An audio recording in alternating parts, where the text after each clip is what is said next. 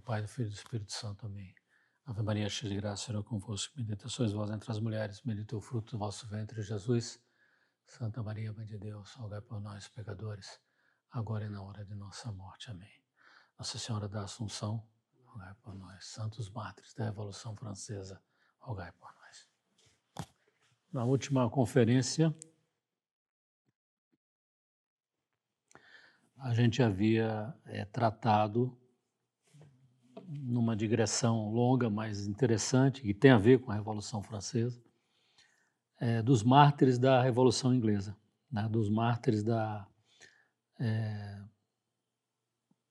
Reforma Inglesa, dos mártires da Inglaterra, como a gente chama. Então, vamos terminar rapidamente agora falando de mais um desses mártires da Inglaterra, São John Southworth, o grande santo. Esse São John Southworth nasceu em 1592, morreu em 1654, ou seja, foi martirizado em 1654, já depois da Guerra Civil Inglesa, sob o protetorado de Cromwell, Oliver Cromwell. Essa família Southworth já tinha gerado vários religiosos, né, vários padres, ao longo do tempo, enfrentando todos os riscos associados às perseguições na Inglaterra, que eram duríssimas, né? As mortes eram duríssimas, né? A rainha Elizabeth já tinha morrido, mas as perseguições continuavam. Com outra intensidade, mas continuavam. Então, quando São John Southworth fez 21 anos, né, ele se tornou o terceiro membro da família em 3 gerações a ir para o seminário de Douai, na França. Vocês lembram que havia uma proibição muito forte, legal, de padre na Inglaterra. Nenhum padre poderia ir para a Inglaterra. Então, não havia padre na Inglaterra para dar os sacramentos, né? Então, foi criado esse seminário na França, em Douai, para ordenar os ingleses para voltarem para a Inglaterra para darem os sacramentos e o mínimo de vida católica aos católicos ingleses, né? E muitos desses padres foram martirizados, desses padres que voltaram para a Inglaterra. O padre John Southworth, que tinha sido ordenado em 1618, ele já foi para a Inglaterra em 1619. Então, nos próximos 35 anos, ele desempenhou o seu papel de pastor dos católicos, principalmente em Londres e em torno de Londres. 35 anos ele conseguiu fazer isso, coisa que dificilmente ele teria conseguido fazer na época da Rainha Elizabeth.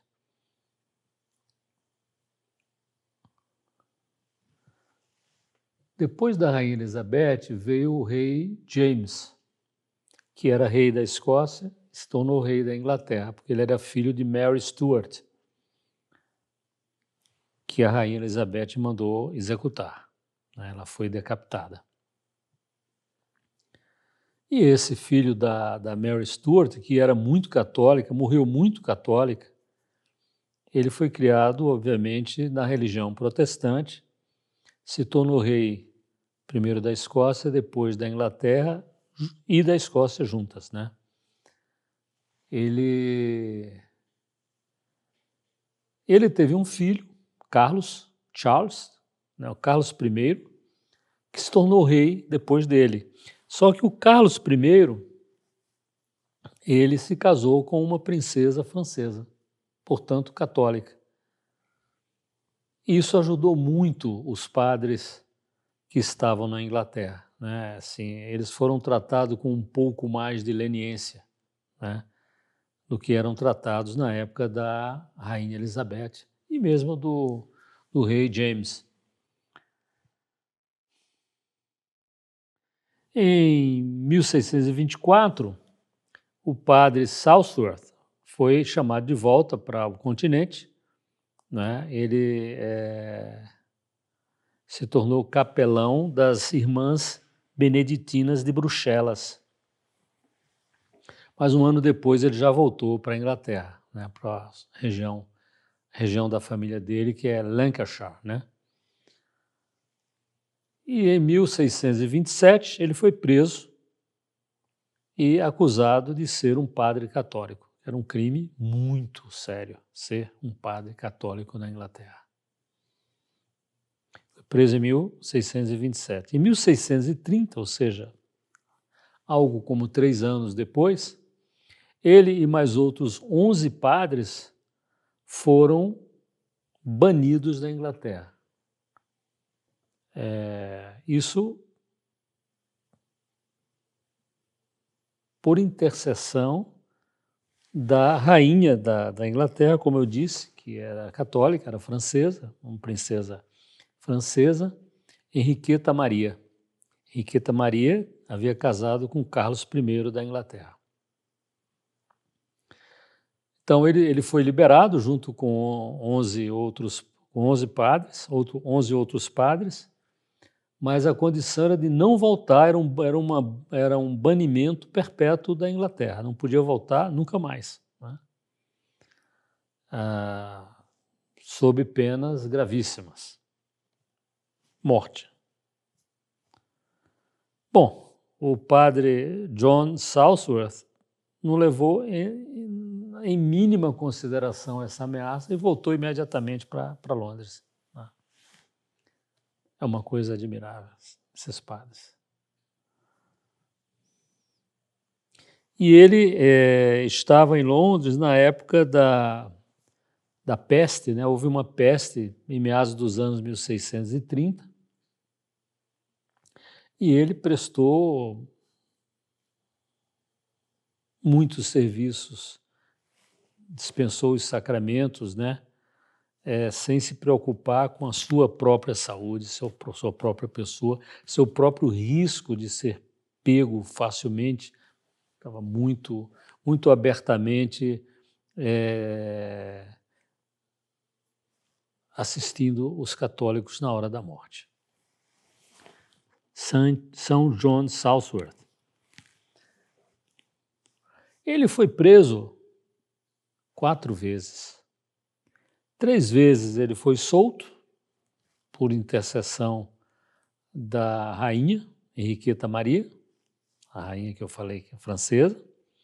Na 4ª vez ele mesmo conseguiu escapar para sua própria conta.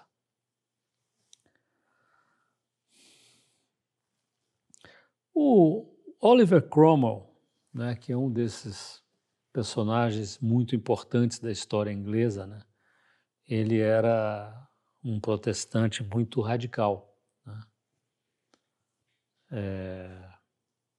Mas ele tratava com alguma leniência os católicos ingleses, mas não os católicos irlandeses.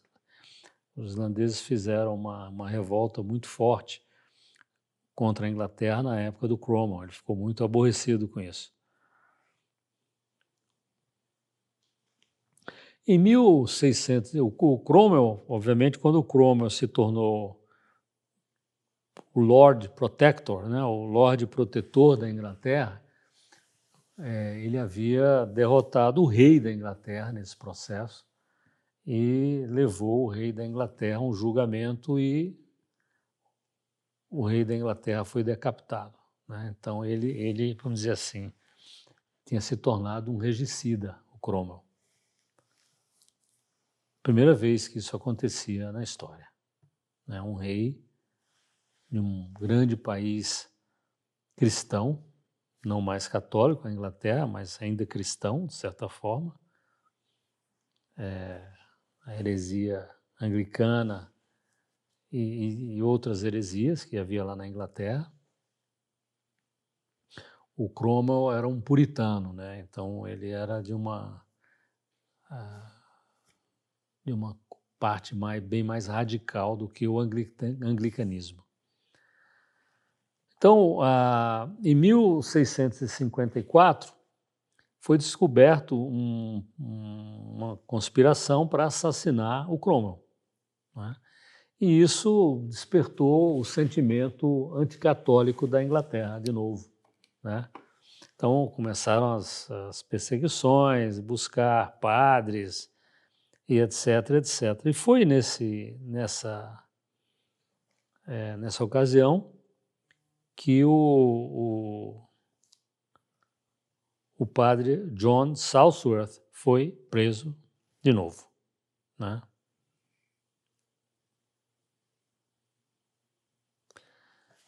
O Cromwell tentou até discretamente ajudar um pouco o padre Southworth, mas ele aparentemente, na referência que eu vi, ele não tinha o poder de libertar simplesmente o padre, né? Então o padre foi executado naquela maneira horrível dos traidores, né, que eram considerados traidores. O padre era considerado um traidor da Inglaterra, porque ele tinha uma obediência à Igreja Católica em primeiro lugar, né? E ele foi executado naquela forma brutal dos traidores, né? Apesar de que ele não fez nada contra o rei, nem contra a rainha, ou contra o rei da Inglaterra nessa época, e nem contra o Lord Protector, né, da Inglaterra.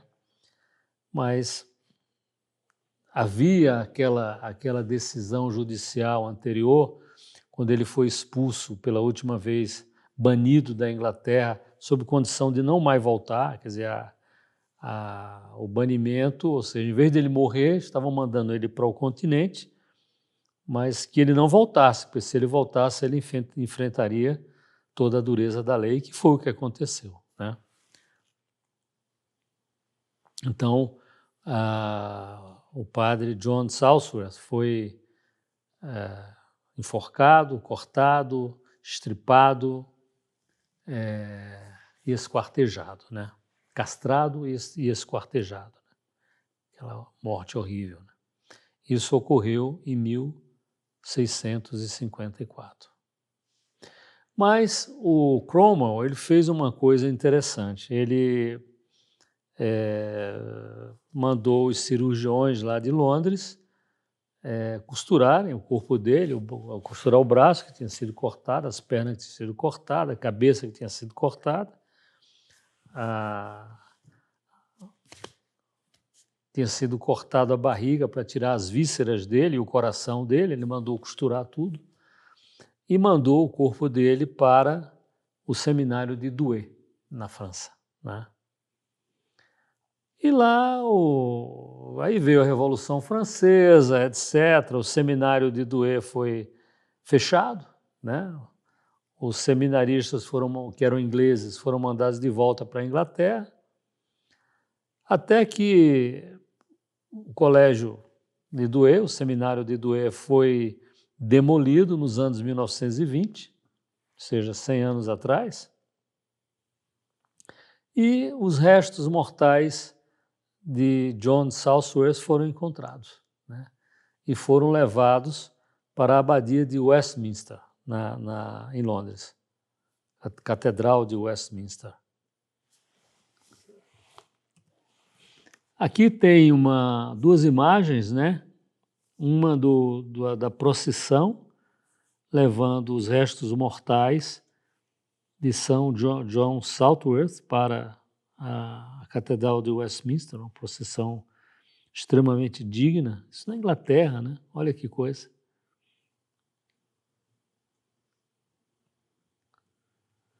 E à direita tem a imagem do corpo dele dentro, como está hoje, na Catedral de Westminster, dentro de um relicário, né?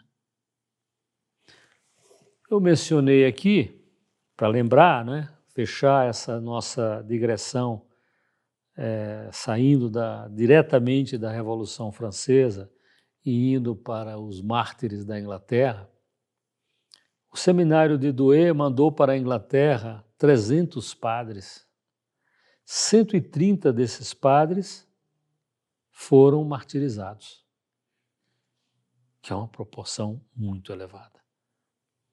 A gente lembra que alguns desses padres foram mandados de volta, alguns não puderam voltar para a Inglaterra, foram banidos da Inglaterra, muitos não puderam voltar por uma razão ou por outra, mas 130 dos 300 ordenados em Douai foram martirizados. 160 foram banidos para o continente, né? O primeiro mártir, eu já falei isso aqui, foi São Cuthbert Maine, em 1577. Foi o primeiro mártir de Douai, do seminário de Douai. Obviamente, a Revolução Francesa, como eu acabei de falar, né, em 1793, fechou o seminário, mandou os seminaristas ingleses de volta para a Inglaterra, né, e transformou o seminário num quartel militar, né, e ficou como um quartel militar até 1926. E foi em 1926 que, escavando lá, fazendo outras obras no lugar onde tinha sido o seminário, foi encontrado o corpo de São John Southworth. Bom, voltando agora então diretamente para a Revolução Francesa, né? Então nós havíamos parado em junho de 1791. Nós estamos querendo chegar em 2 de setembro de 1792, que é o dia em que começaram os massacres de setembro. Tá? É uma das maiores manchas da história da França, maiores ignomínias da história da França, e que gerou o precedente para muitas outras perseguições que ocorreram depois. Revolução Russa, o nazismo, né, e coisas desse tipo. Então, junho de 1791. Logo no dia 2 de junho de 1791, revolucionários entraram numa igreja lá de Paris, né, e perturbaram a missa. A missa estava sendo rezada por um padre não jurão. Por isso que eles invadiram o lugar onde estava sendo rezada a missa, né? Então eles reviraram, derrubaram o altar, né? E as coisas que estavam em cima do altar, né? Uma coisa impensável na França. Mas a revolução é assim, começam a acontecer essas coisas que a gente julga que não vão acontecer. Vão acontecer. 20 de junho acontece um dos episódios mais dramáticos da história da França e de todos os tempos. O rei fugiu de Paris. O rei ludibriou a guarda, né, a vigilância em torno dele e da família dele e fugiu de Paris. É uma chamada a fuga de Varennes, né, a fuga de Varennes. Amigos do rei e amigos da rainha arrumaram uma imensa carruagem. Então o rei, a rainha, os 2 filhos do rei, que ainda estavam vivos, né? Um homem e uma mulher, criadagem, muitas das criadas, das auxiliares lá, né, da casa do rei, entraram nessa carruagem e fugiram, né? Só que eles foram pegos, né? Foram pegos nessa cidade de Varennes, essa localidade de Varennes, né? Naquela época, obviamente, não havia retratos, então nem todo mundo facilmente identificava o rei. O rei não é fácil de identificar, né? Vou falar um pouco mais sobre essa fuga. E o rei, quando ele fugiu no dia 20, ele deixou uma mensagem para a Assembleia Nacional da França, em que ele manifestava o seguinte: tudo o que eu assinei até agora não tem valor, porque eu assinei sob pressão. Não tinha liberdade de pensamento, de consciência, muita pressão. Então nada disso vale, é o que ele falou, né? E ele também falou que ele pretendia restabelecer a religião católica na França. A Revolução, o principal obstáculo da Revolução Francesa e de outras revoluções por aí é a Igreja Católica, né? Porque ela não pode mudar, né? Você pode até ter um religioso, ou um padre, ou uma autoridade da igreja que mude, mas a doutrina da igreja não pode mudar, não muda, né? Eventualmente você muda uma ou outra coisa com muita cautela nas formas, né? Mas não na substância. Bom, como eu falei, essa fuga foi uma das coisas mais dramáticas da história. E o rei foi reconhecido, foi preso e voltou preso, escoltado, né, para Paris. Imaginem o furor, né, da população com a volta do rei, né? Bom, 14 de setembro de 1791, o rei aceita a Constituição. Ele tinha fugido, denunciou tudo, agora ele teve que aceitar, né?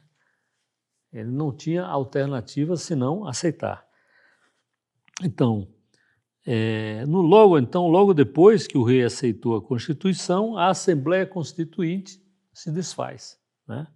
E é eleita uma Assembleia Legislativa, que teoricamente iria trabalhar sob a égide dessa nova Constituição revolucionária, né? Bom, 17 de outubro são fechados os grandes colégios de teologia. A Revolução foi matando item por item na agenda anticatólica, né? Anti-monárquica, mas principalmente anticatólica, né? Em 29 de novembro de 1791 foi aprovada uma lei segundo a qual todo padre que não houvesse jurado a Constituição Civil do clero era considerado suspeito e era inscrito na lista dos suspeitos, que era uma ameaça muito grande você estar nessa lista. Vamos ver já por quê. E essa lei também previa que eles podiam ser afastados do seu lugar, da sua paróquia, da sua igreja, ou do lugar de sua residência, se eles fossem suspeitos de causar problema, sem prejuízo de outras ações legais contra eles. O cerco vai se fechando. Em dezembro de 1791, dia 19, Luís XVI indica que vai aplicar o seu direito, que a nova Constituição dava a ele, seu direito de veto para essa lei sobre os padres não jurões. Essa imagem aí é uma imagem muito dramática, né? Uma tela de 1854, né? Muitas dessas telas dramáticas sobre a Revolução Francesa foram pintadas já no Segundo Império, Napoleão III, como essa daqui, né? O rei sendo preso, o rei e sua família sendo preso em Varennes, né? É uma coisa, você vê na porta, né, ali os guardas chegando. Em suma, ele Perdeu, né? O filho dele, tá vendo? A filha do rei e o filho do rei. O filho do rei com cara de medo, com toda a razão. Ele ia morrer durante a Revolução Francesa, na prisão. Aqui é uma imagem mostrando a carruagem do rei chegando em Paris, né? Passando pela barreira de Terna, isso em 25 de junho. Ele tinha fugido na noite do 20 para 21 de junho, foi pego, teve que ficar lá esperando que viesse uma guarda para escoltá-lo de volta a Paris.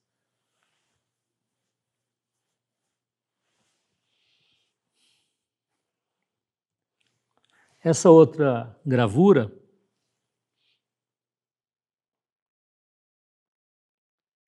o título dela é Descida de Luís o Fujão no Castelo das Tulherias. Castelo das Tulherias era onde o rei estava morando, depois que ele saiu ou foi obrigado a sair de Versalhes, né? Nunca mais um rei foi morar em Versalhes depois disso. Então aí é a carruagem do rei chegando no Palácio das Tulherias. Esse Palácio das Tulherias não existe mais, ele foi queimado na Comuna de Paris em 1871. Uma coisa horrível essa comuna. E aqui eu vou aproveitar para falar um pouco de alguns aspectos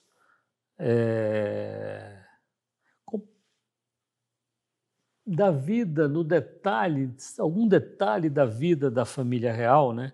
E das pessoas que estavam junto do rei nesse drama, né? Nesse drama que levou a fuga do rei, a prisão do rei, a volta do rei para Paris, depois a deposição do rei, a prisão do rei, né? O rei é guilhotinado, né? A rainha guilhotinada, etc. Porque a única maneira de a gente sentir o tamanho do drama é ver o detalhe, é botar uma lupa em cima dos acontecimentos, né? Então eu vou falar aqui dessa senhora, a marquesa, que depois se tornou duquesa de Tourzel, né? La Marquise et puis Duchesse de Tourzel.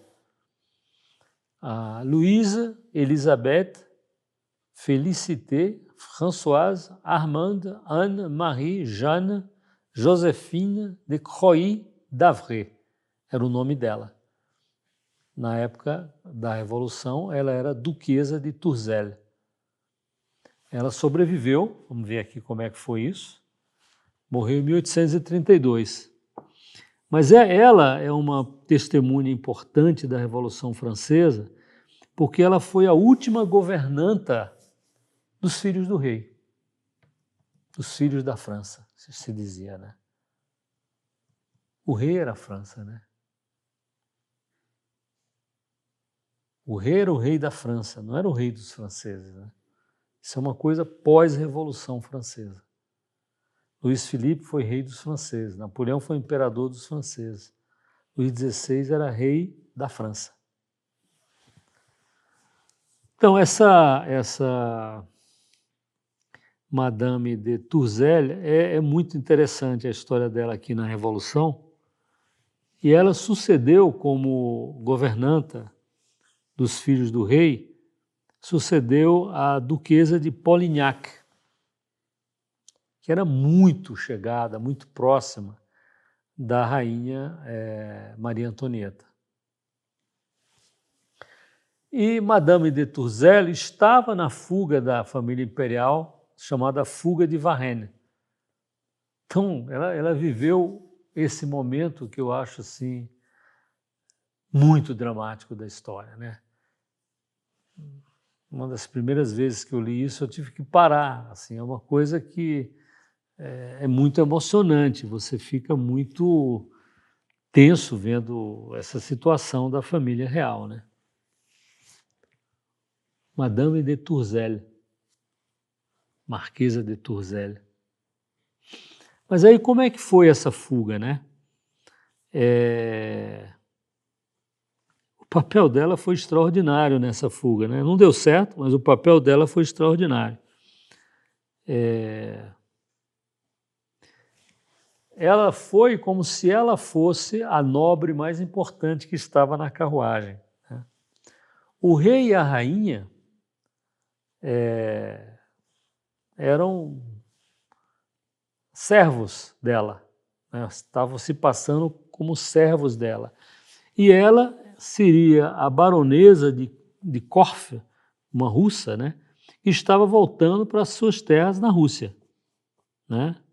Com suas 2 filhas.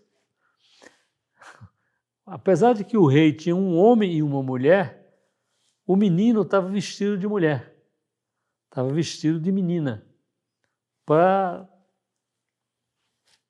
dificultar a identificação do rei e de sua família nessa fuga, né?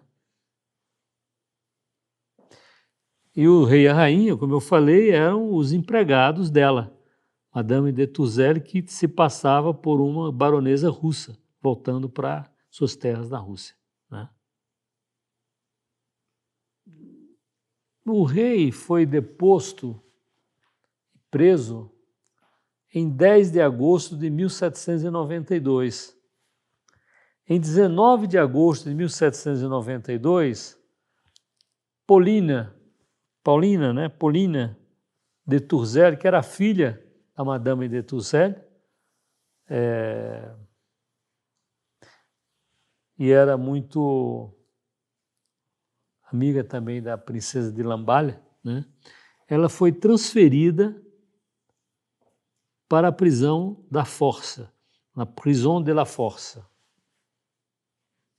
Era uma prisão mesmo, tá? Porque tinha muita prisão, existia tanto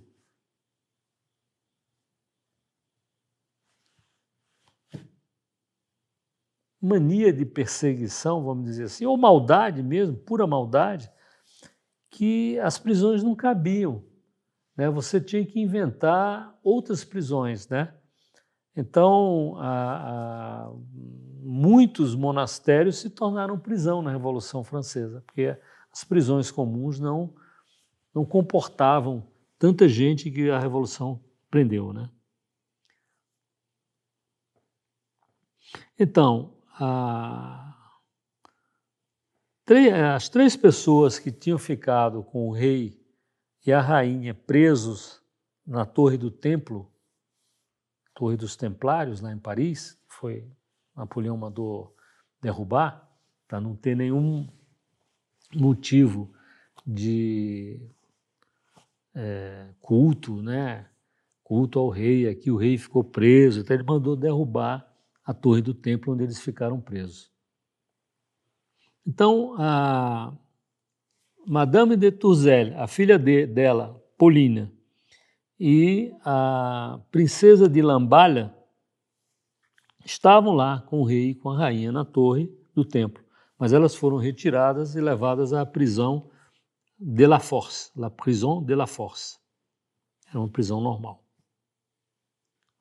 Porém, antes dos massacres de setembro, porque os massacres de setembro, principalmente, foram feitos aonde? Nas prisões. Eles mataram as pessoas que estavam presas. Então, você está preso a partir do dia 2 de setembro, você provavelmente iria morrer, né? Então, antes desses massacres de setembro, um inglês, que ninguém sabe quem era exatamente, ajuda a Pauline de Tourzel de fugir. Ajuda ela a fugir. E daqui a pouco, a mãe dela também consegue fugir e se junta à filha Pauline. Mas a princesa de Lamballe ficou, né? E ela foi morta nos massacres de setembro, de uma maneira abominável. Essa Pauline de Tourzel, que era filha da Madame de Tourzel, Madame de Tourzel era a governanta dos filhos do rei, né?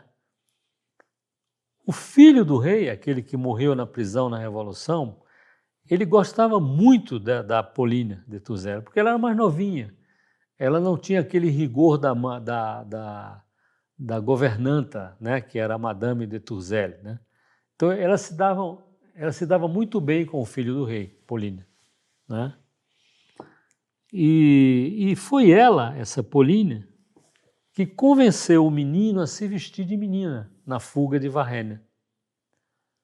Dizer, não, isso é uma brincadeira, isso é uma luta de soldado que nós vamos ter que entrar, a gente tem que ir disfarçado, você vai de mulher. E ele foi, por causa da brincadeira, né?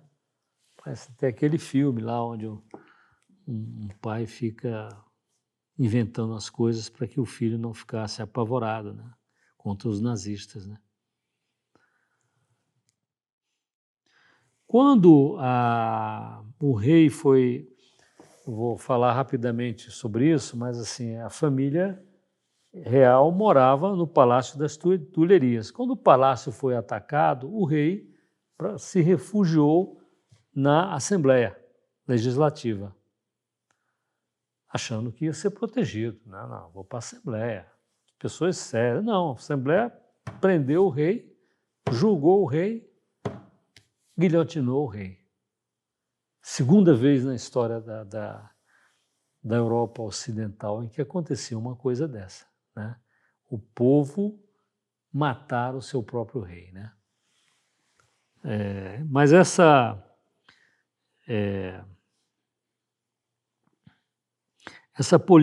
Polínia de Tourzel, que era a filha da Madame de Tourzel, ela também teve uma amizade muito grande com a filha do rei e da rainha, né? Maria Teresa, Marie-Thérèse de France. Elas tinham idades parecidas uma com a outra. Era mais fácil de se entenderem.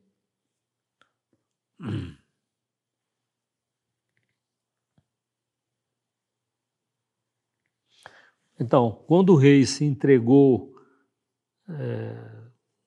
abandonou o Palácio das Tulherias, né, e se entregou à Assembleia, a proteção, se colocou sob a proteção da Assembleia, né? A princesa de Lamballe foi junto, Madame de Tourzel foi junto e a filha de Madame de Tourzel, Pauline, foi junto, né, com a família real, né? E depois, quando eles foram presos na Torre do Templo, elas também foram para a Torre do Templo. Essa filha da Madame de Tourzel, Pauline, ela publicou as memórias da mãe dela, muitos e muitos anos depois. É curioso, né, que pouco antes dos massacres de setembro, essa Madame de Tourzel e Pauline foram poupadas deliberadamente do massacre. Elas estavam na prisão, mas não foram massacradas, porque um cidadão lá, que era membro da convenção, as salvou a pedido de um grande expoente da Revolução Francesa, chamado Manuel, né? Manuel. Eu já falei desse personagem em outra conferência. Então, por todos esses trabalhos de da Madame de Tourzel, Marquise de Tourzel na época, o rei Luís XVIII, quando ele assumiu o trono, finalmente, em 1814, depois de 1815, o rei Luís XVIII deu a Madame de Tourzel o título de marquesa.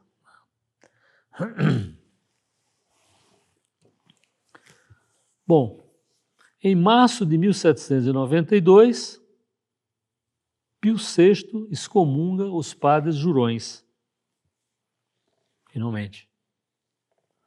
E aí acontece uma coisa que é assim, parece um contrassenso, né? No dia 20 de abril de 1792, a França revolucionária declara guerra à Áustria. Não foi a Áustria que declarou guerra à França, foi a França que declarou guerra à Áustria.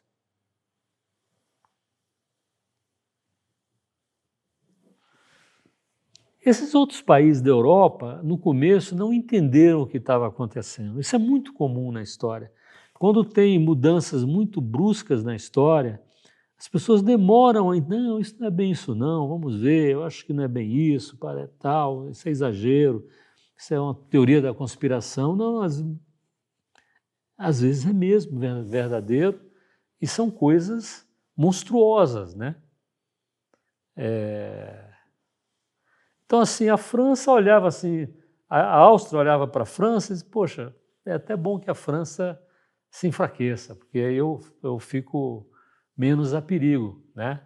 Então, os outros países, tudo ali, não, tranquilo, mas aos poucos, esses países foram percebendo que o que aconteceu na França poderia acontecer com eles. Por que não? Né? A Áustria teve um rei péssimo, né? Que ainda estava lá no trono nessa época, né? Um rei muito contra a igreja, né? Como o rei em Portugal, como na Espanha, como na Nápoles, né? Todos esses reinos se imbuíram de um anticatolicismo suicida para eles. Então eles, no começo, então, não, isso está na França, é bagunça, isso vai se resolver e tal. O bom para nós é que a França vai se enfraquecer. A França não se... Evolução não enfraquece nenhum país, né? Ela torna o país muito mais perigoso do que sem revolução. Porque ele faz qualquer coisa.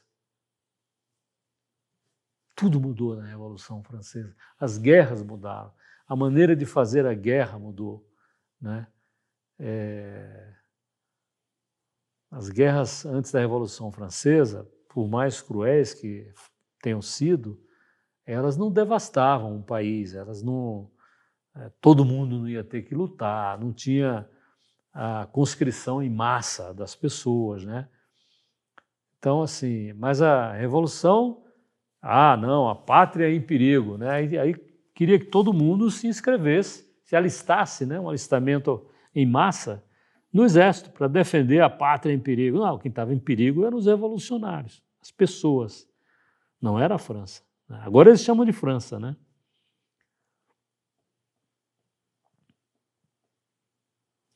Então, teve essa declaração de guerra, né? Os países começaram a se dar conta de que a França era um problema. Por outro lado, uma guerra da França contra a Áustria, da França contra a Prússia, da França contra a Inglaterra, etc., deu um argumento aos revolucionários para dizer o seguinte: não, esses caras que estão aqui são traidores, os padres são traidores, porque os padres são a favor do rei. Não necessariamente a favor do rei contra a França, mas é a retórica da Revolução, né? É a distorção das palavras, maneira de dizer as coisas. Esses caras são traidores. Como é que nós vamos lutar contra os estrangeiros na fronteira com esse monte de traidor aqui dentro da França? Foi daí que foi surgindo a ideia de matar os padres, né? E outras pessoas que estavam presas, mas principalmente os padres.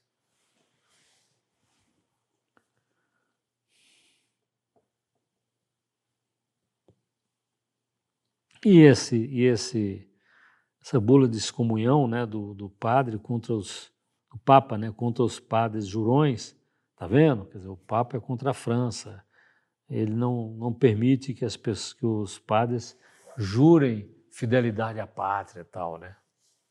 A fidelidade a Deus, né? Pátria, desde que a pátria não entre no meu espaço religioso, né? Depois, em 28 de abril, aí vem um novo decreto, né, proibindo o traje religioso. Também esse decreto, um decreto, suprimia todas as congregações.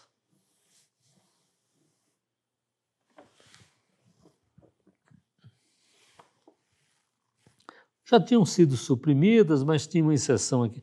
todas agora estavam suprimidas, né?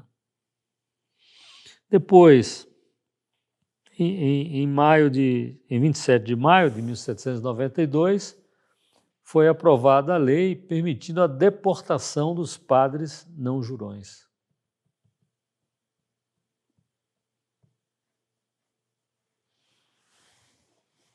Onde é que o padre vai, né? O padre não tem riqueza, o padre não... Ele vai para onde? Eu vou deportar, sim, mas o padre vai viver como, né? E o padre velho, né? Quantos não morreram nesse transporte, indo de um lugar para um porto para ser colocado num navio ou mandado para Guiana ou para outro lugar, né? Porém, o rei Luís XVI, né, usando do poder de veto, ele disse que ele não assinou esse decreto de maio, de 27 de maio, né, que permitia a deportação dos padres, né?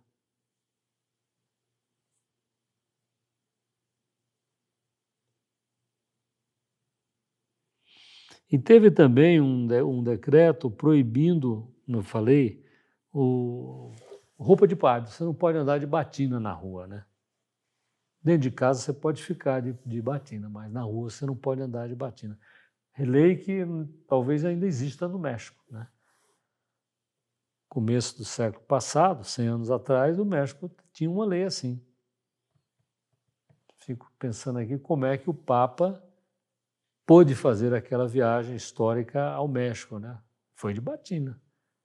Mas o Papa é o Papa, né? No dia 20 de junho, né, as Tulherias são invadidas pela primeira vez. Ela vai ser invadida 2 vezes, né? A segunda é fatal. A segunda é o começo do fim da monarquia, né? Ou pode-se dizer, é o fim da monarquia. Então, o populacho, né, os sans-culottes, invadiram o Palácio das Tulherias, né, o jardim, o palácio e tudo, gritando, abaixo o veto. A gente vendo essas palavras de ordem, a gente, na nossa própria vida, a gente olha assim, poxa, tem algumas coisas aqui que me fazem lembrar, né, da Revolução Francesa, faz lembrar episódios da nossa vida recente, né? Abaixo o veto, né? Abaixo o preço da passagem, né? Isso tudo é um pretexto. Essa não é o que eles querem dizer, né? Então, abaixo o veto, morte aos padres. Então, já estava sendo criado um ambiente para justificar o massacre dos padres que estava chegando. Nós estamos aí já em 20 de junho de 92, junho, julho, agosto, começo de setembro. Dia 2 de setembro começava o massacre. Que coisa. 2 meses e 10 dias, mais ou menos, 12 dias. Em julho, dia 17 de julho, aí tem uma coisa curiosa, porque a Guarda Nacional, né, atira na população de Paris e a população de Paris estava demandando a proclamação da República, derrubar o rei e proclamar a República. E os soldados atiraram no povo. Curioso, né? E aí chega um manifesto em Paris no dia 25 de julho, que é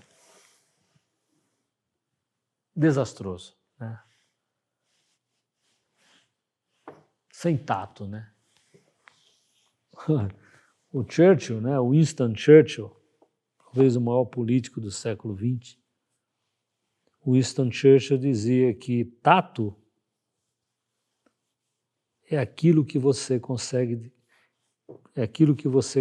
dizer mandando uma pessoa para o inferno e a pessoa que ouviu vai com maior prazer, achando que é uma boa coisa, aquela viagem ao inferno. Isso é o tato, né? Ironia do Churchill, mas assim,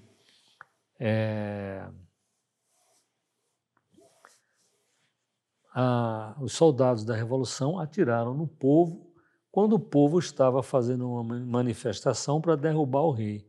Isso 20 dias antes do rei ser realmente derrubado. Então já havia tudo no ar, né? Um grupo revolucionário estava já muito avançado nesse projeto de derrubar o rei, outro grupo devia estar por fora, esse grupo de sans-culottes estava fazendo confusão em Paris, e o pessoal atirou, recebeu ordem de atirar, muitos morreram. E aí chegou esse manifesto, chamado Manifesto de Brunswick. Brunswick era um grande soldado, né, prussiano, né, e ele estava comandando as tropas que estavam atacando a França. Esse manifesto dizia o seguinte: Paris será destruída se o menor ultraje for feito à família real. Era tudo que os revolucionários queriam para terminar de acusar os padres e outras pessoas que estavam presos de traição. Está vendo? Ó? Ele não deixa fazer nada com a família real, o exército estrangeiro. E havia franceses no exército estrangeiro, né? Havia nobres no exército estrangeiro, porque eles achavam que o que estava acontecendo na França era ruim para a França, né? No dia 1º de agosto, esse manifesto de Brunswick chega em Paris. Aí foi uma revolta grande. Os marselheses, né, os soldados, que eram os soldados mais radicais lá da Revolução Francesa, até em torno dessa época, e vinham cantando aquela música que depois se tornou o hino da França, né? É um hino. É inacreditável que um negócio daquele seja o hino da França, né? Quando acabou a Revolução Francesa, isso não era o hino da França. O pessoal tinha vergonha do que estava escrito na Marselhesa, né? Que os marselheses cantavam. É uma coisa que só fala em violência, em sangue e tal e tal.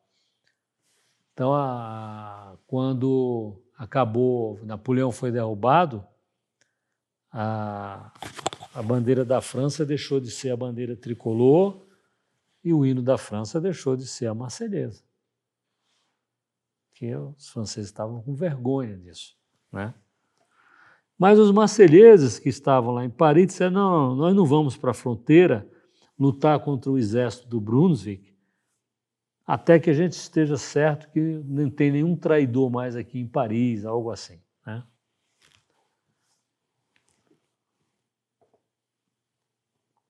Na noite do dia 9 para o dia 10 de agosto, né, houve uma comuna de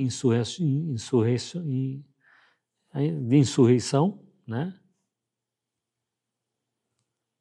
conduzida por aquele Marat, pelo aquele Chomet e por aquele Hébert. Eu já falei dos três, né? Todos três morreram pouco tempo depois, um ano e meio, mais ou menos, depois desse episódio que a gente está vendo aqui agora,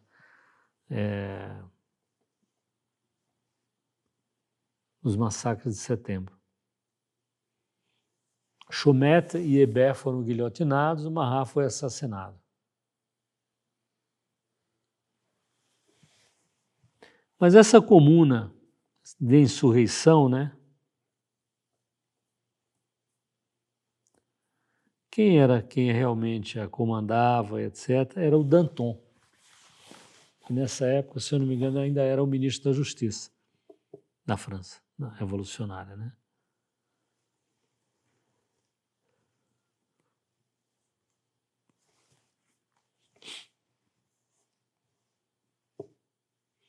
essa Comuna de Paris, ela passou a mandar no país, porque Paris é desproporcionalmente maior do que outras cidades.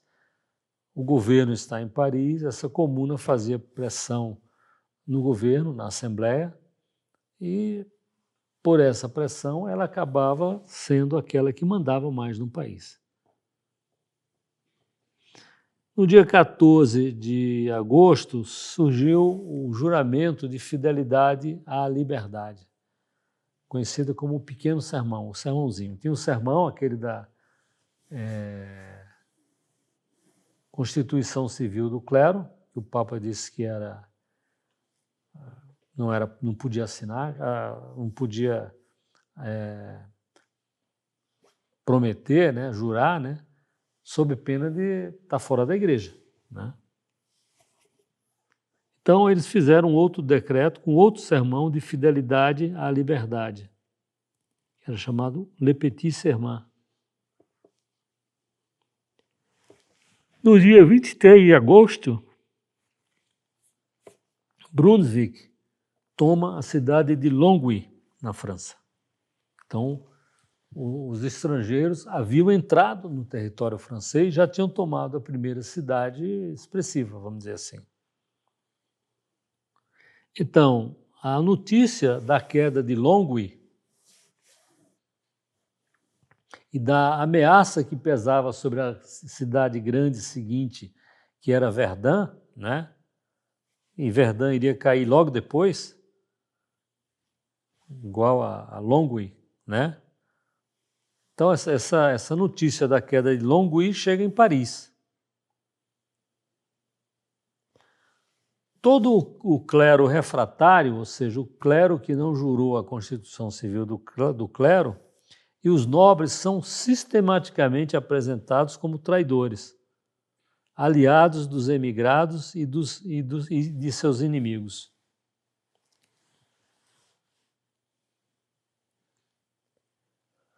Danton, ministro da Justiça, como eu falei, ele manda as pessoas irem nas casas de todos os suspeitos de Paris. Eles tinham os nomes, tinham o endereço, né, que eles foram nas casas dessas pessoas. Então ele mandou as 48 seções da Comuna de Paris fazerem isso, e fizeram, né? Aqui é uma cena, é um quadro da tomada do Palácio das Tulherias. Esses soldados com uniforme vermelho são os suíços. E os soldados com uniforme azul são os franceses. Os franceses não foram confiáveis, traíram o rei da França. Agora, os suíços, sempre muito confiáveis, não traíram o rei da França, defenderam o rei da França. Eles só morreram depois porque o rei da França mandou eles se renderem e entregarem as armas. Entregaram as armas, foram massacrados.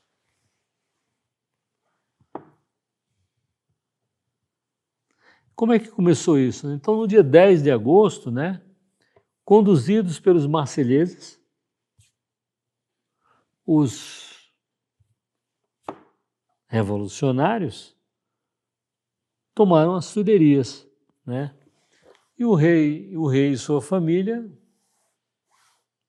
fugiram e foram pedir abrigo à Assembleia, achando que eles iam protegê-lo. Ele era um rei, estava lá na Constituição, né? Mas revolução é isso, a regra não se aplica. A regra sou eu que faço para fazer avançar a Constituição, a revolução, né? Então, quando eles chegaram lá na Assembleia, a Assembleia simplesmente os prendeu numa sala lá, onde estava se reunindo a Assembleia, depois mandou a família toda e os seus ajudantes para a Torre do Templo em Paris. No dia 11, ou seja, no dia seguinte à prisão do rei, a tomada do Palácio das Tulherias, os revolucionários prenderam o Monsenhor Dillot, do Lau, né? Monseigneur Dillot, que era o arcebispo de Arles, a cidade de Arles. E junto com ele prenderam os seus vigários gerais, né? E os seus empregados. E eles foram levados para o convento dos carmelitas, para o Carmo.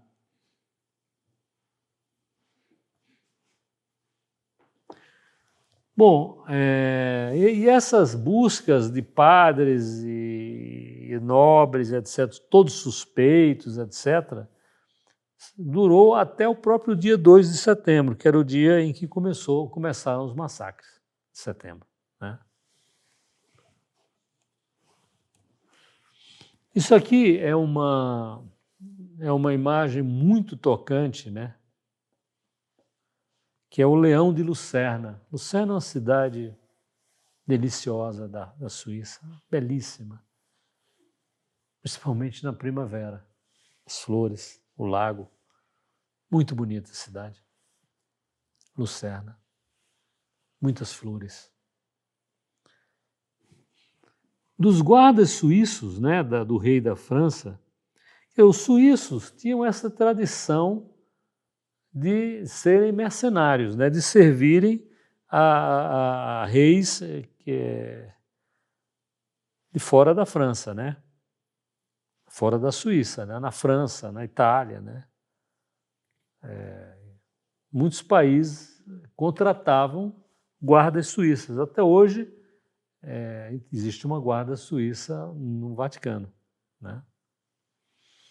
Então, os guardas suíços que defendiam o Palácio das Tulherias, né, desses guardas, mais de 600 morreram, ou durante a luta, ou massacrados após a rendição. Nenhuma lealdade, nenhuma honra dos soldados franceses. O cara se rendeu e eles mataram a si mesmo. Estima-se que mais 200 morreram na prisão devido às suas feridas ou foram mortos durante os massacres de setembro. Então já temos aí mais 800 suíços. E só escaparam cerca de 100 suíços porque eles não estavam nas Tulherias na hora do ataque.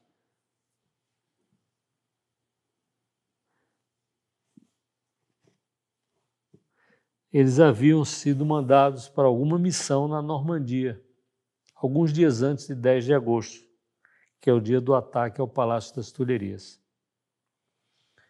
Então, esse major Karl Josef von Bachmann,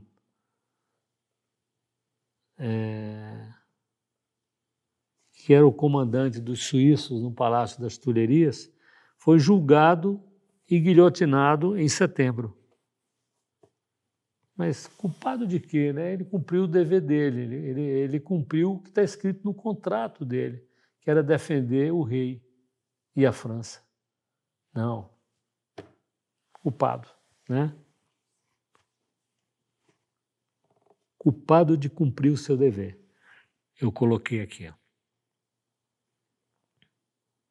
E ele foi guilhotinado ainda usando o uniforme vermelho da Guarda Suíça.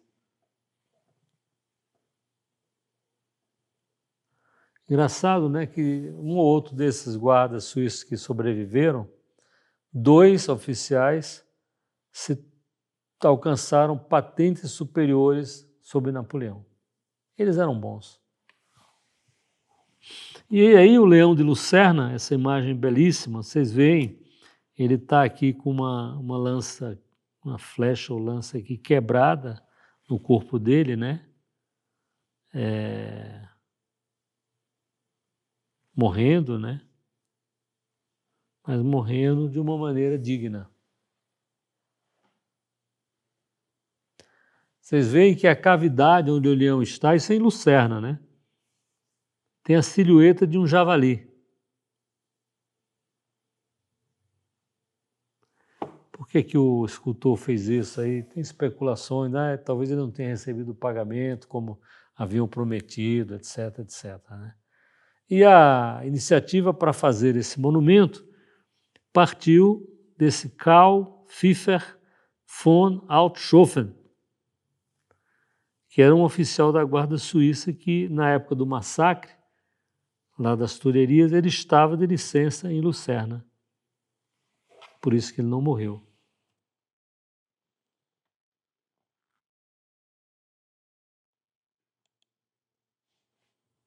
Estou abrindo aqui a sequência da conferência, que é um outro arquivo. Pronto. Então, enquanto essas coisas estavam acontecendo em Paris, né,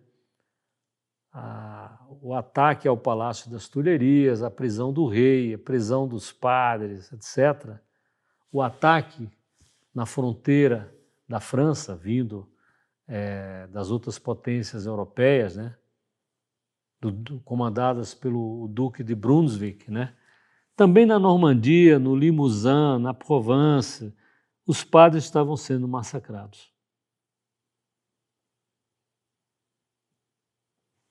E na Assembleia, em Paris, né, as medidas anticlericais e os decretos de descristianização seguindo em frente. Me chamou muito a atenção essa primeira que eu anotei aqui, que é o decreto de anulação da promessa de Luís XIII. Quer dizer, Luís XIII fez uma promessa, vamos dizer, 1630, por aí, né? E a Revolução, em 1792, ou seja,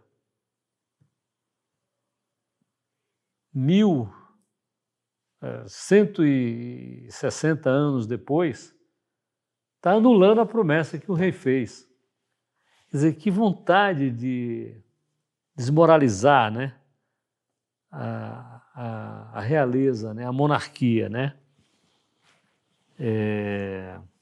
Eu vou falar sobre essa promessa porque eu sabia dessa promessa, então, mas peraí, para o cara anular tem que ter mais detalhes. Eu fui ver os detalhes, realmente é uma vergonha esse negócio da anulação, né? Então, outro decreto mandava fundir os bronzes e os ouros, pratas, das igrejas. Então, cálice, né, da consagração, âmbula, todas essas, derreter tudo, né? Os decretos reiteravam coisas que já tinham feito, mas de repente tinha tido alguma leniência e tal, mas reiteravam o seguinte: a proibição do uso da batina, né? ou do hábito eclesiástico de frades, monges, etc. E a ordem de supressão de todas as congregações religiosas. Que no primeiro momento suspenderam as congregações dos homens, mantiveram a das mulheres, daqui a pouco suspenderam a das mulheres também, mas aquelas ordens que ensinavam ou que cuidavam dos doentes nos hospitais, não, essas podem ir ficando, todas foram suprimidas, todas, não interessa. Ah, mas é educação, meu amigo, né? É o que se diz do Lavoisier, né? Lavoisier, o pai da química, né? Antoine Laurent Lavoisier. Ele era pessoa muito proeminente na França, né? Foi guilhotinado. Porque trabalhou para o rei, ele era uma pessoa da Receita Federal, né? Do rei da França, para arrecadar impostos, etc., né? E o Lavoisier, quando ele foi condenado, ele pediu, me dá mais aí um tempinho para eu terminar umas teses que eu estou escrevendo, que são importantes. Teriam dito, aí não sei se isso é comprovável, mas teriam dito a ele, não, mas a França não precisa de cientistas, né? Como teriam dito também para um poeta, né? André Chenier, talvez na época o maior poeta da França, André Chenier, revolucionário o André Chenier. Mas era um revolucionário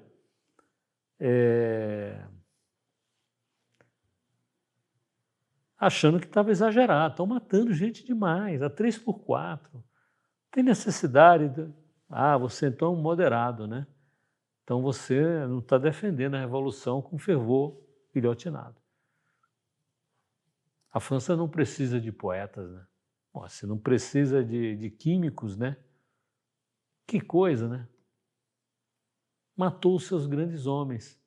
Matou, inclusive, os maiores revolucionários. Os maiores revolucionários morreram todos guilhotinados, exceto os espertos, que não eram os grandes revolucionários, eram os revolucionários espertos, né? Talleyrand, né? Pessoas assim de baixíssimo nível moral, né? Esses sobreviveram. Fouché, chefe de polícia de Napoleão. Na verdade, até curiosamente, né? A França deve muito a Fouché, né? Porque ele era um revolucionário feroz, né? Ele foi mandado para Lyon, né? Para castigar a cidade, né? Acabar com a cidade não existe mais, né? Lyon n'est plus, né? E ele executou pessoas em Lyon, botava em fila, dava um tiro só e matava vários ali com uma bala de canhão. Uma pessoa crudelíssima, né? Amantíssimo da família. É uma coisa curiosa. Mas ele sobreviveu, né? Mas Marat, Danton, Robespierre, todos esses que eu mencionei aqui, os grandes revolucionários, todos morreram, foram assassinados ou guilhotinados, né? Ou se suicidaram, sabendo que iam ser guilhotinados, preferindo se suicidar, como muitos dos girondinos, né? Outro decreto, né? Reforçando a lei de deportação dos padres não jurões, prevendo enviá-los à Guiana, se eles não forem embora antes. Então, se eles forem presos por não terem ido embora, permanecido na França, nós vamos mandar esses caras para a Guiana. Guiana, já falei aqui várias vezes, era conhecida como a guilhotina seca. Não corria o sangue, mas você morria pelas doenças tropicais, né? As doenças tropicais protegeram a África durante alguns séculos, né? Os portugueses começaram a descer ali na África ainda no século XV, né? 1420, 1430, 1440, etc, etc. Mas não entravam no continente porque morriam rapidamente. Foram encontrados navios que entraram na foz de um rio, foram subindo, daqui a pouco o navio não voltou, alguém foi olhar, estavam todos mortos a bordo. Malária.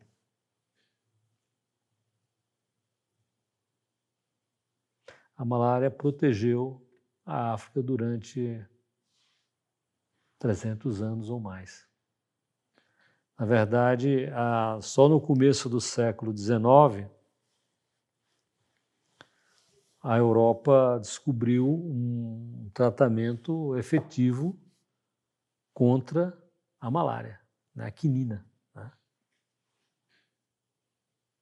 Que era tirado de uma planta dos Andes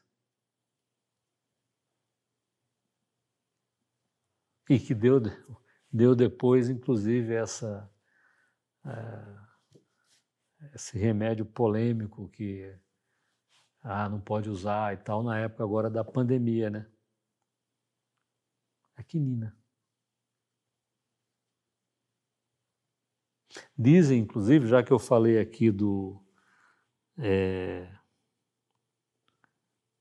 Cromwell, que o Cromwell teve uma doença que disseram para ele tomar esse remédio à base de quinina Mas como esse remédio era chamado de o remédio dos jesuítas, porque foram os jesuítas que pegaram nas montanhas lá daqui da América do Sul, do Chile, dos Andes, etc., né?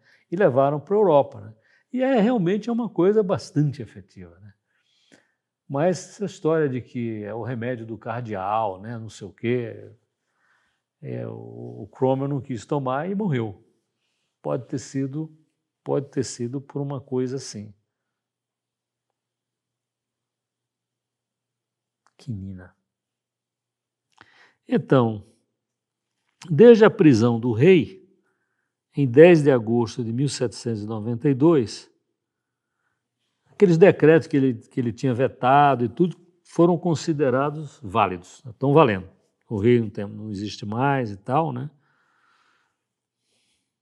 Então, assim, a Revolução começou a mandar para as localidades, né, a lista dos padres refratários, dos padres não jurões, né, para que eles fossem expulsos ou presos o mais rápido possível. Na próxima conferência, eu vou começar com a promessa de Luís XIII, que é uma promessa que, inacreditavelmente, a Revolução suprimiu. Não, essa promessa não vale mais, né? Entre outras coisas, né, essa promessa tinha o seguinte item, né? Toda a igreja da França que não fosse consagrada a Nossa Senhora tinha que ter uma capela consagrada a Nossa Senhora. E a melhor capela, a maior capela e a melhor capela que tivesse nessa igreja, toda. O rei da França consagrou a França a Nossa Senhora. Porque ele pediu a proteção de Nossa Senhora em uma série de coisas, inclusive, talvez e principalmente, para ter um filho. E teve um filho. Né? O rei Luís XIII teve um filho, que foi o Luís XIV, né? O rei mais soberbo da história, né? Da França, sem dúvida, mas talvez de qualquer país, pelo menos na época, certamente qualquer país. Né? A França, o século XVII, que é o século do Luís XIV, é conhecido como o século, le grand siècle, o grande século da França. O século dos grandes escritores franceses, né? Molière, Corneille, La Fontaine. É uma coisa impressionante. O maior orador sacro daquela época, né? Então, assim, é uma coisa impressionante esse século de Luís XIV, o século XVII. Luís XIV reinou durante muito tempo. O pai dele morreu logo, ele era uma criança e ele viveu muito. Então, ele viveu tanto que os filhos dele homem morreram, os netos dele homem morreram e ele foi sucedido por um bisneto, né, que foi o Luís XV, que era uma criancinha também. Mas eu vou voltar então a partir desse ponto na próxima conferência, que é a promessa de Luís XIII, que a Revolução Francesa decretou que está extinta, não vale. Pai, do Filho e do Espírito Santo, amém. Ave Maria, cheia de graça, o Senhor é convosco, bendita sois vós entre as mulheres, bendito é o fruto do vosso ventre, Jesus. Santa Maria, Mãe de Deus, rogai por nós, pecadores, agora e na hora de nossa morte. Amém. Nossa Senhora da Assunção, rogai por nós. Santos mártires da Revolução Francesa. Espírito Santo.